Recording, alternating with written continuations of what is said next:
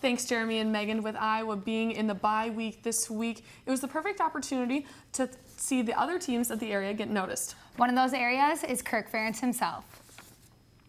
The head coach is one of the 22 coaches named to the American Heart Association Paul Bear Bryant Coach of the Year watch list for 2015. This prestigious award honors excellence in college football coaching while raising funds to fight disease and stroke. This honor for Coach Ferentz seems to be fitting perfectly with the new Kirk persona people are giving him. I completely agree with that. Iowa is full of coaches that are constantly showing their pride for their players and their programs. And that definitely stays true with Iowa women's basketball head coach Lisa Bluter. Even after losing a trio of elite starters, Coach Bluter and two prominent players are excited for the season ahead. Taylor Brooks has more. 4 months after making an NCAA Sweet 16 appearance, the Iowa women's basketball team is feeling mighty, even after the Big Ten preseason polls didn't have them in the top 3. We're a good team. Iowa's a good team, and right now we're not picked in the top 3. This is a good conference, a highly competitive conference, and at the end of the day, it could be anybody's. It really could. I know Maryland is favored, but I'm telling you, the top half of this Big Ten will all be advancing to the NCAA tournament. Lisa Bluter's team may have lost star point guard Samantha Logic, 3-point knockout Melissa Dixon, and exceptional post play from Bethany Doolittle. But captains Callie Peschel and Allie Disterhoff both bring experience to this young team. Everybody's used to looking out on the floor and seeing those 3 seniors for the last 4 years. And so, yeah, we have a different look, but it's not a bad look. I think it's a pretty good look.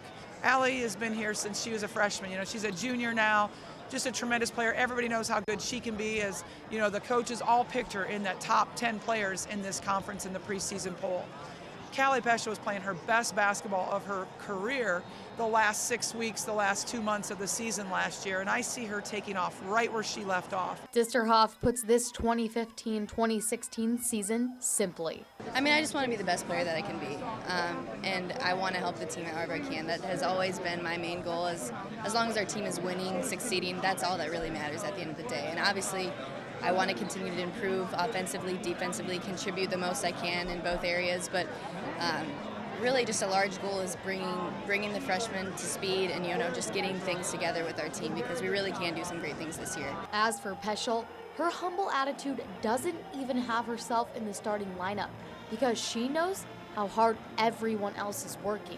Having Allie and Whitney coming back from the starting lineup is going to be huge. They're great players, both on and off the court, and they're going to do a lot of really good things for us. But we have 3 starting spots that are open, and I think there's a lot of people who want to fill that role. With 19 days till the Hawkeyes' first tip-off, there is plenty of time to figure out who fits where.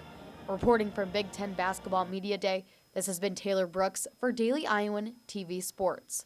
We continue our full coverage of women's basketball next week when Iowa will hold their annual Media Day on October 29th. As fall sports are heading into the second half of their season, there will be more Big Ten play. Absolutely, and our weekend preview crew was out earlier today. Take it away. Thanks, guys. The University of Iowa field hockey team is quickly wrapping up their season. With only 2 games left in regular gameplay, the Hawkeyes have recorded 9 wins and 7 losses this fall.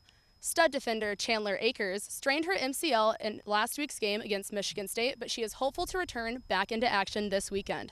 The Black and Gold will travel to University Park, where they will face off against the Nittany Lions this Friday, October 23rd. Over to you, Colin. Thanks, Holly. I'm staying at Carver Hawkeye Arena, where the Iowa women's volleyball team plays number 16th ranked Wisconsin this Friday. After losing in 4 sets to Big Ten foe Northwestern this past weekend, the ladies are looking to bounce back.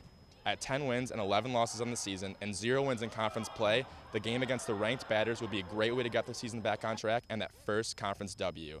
Now off to Katie Reber at the Hawkeye Soccer Complex.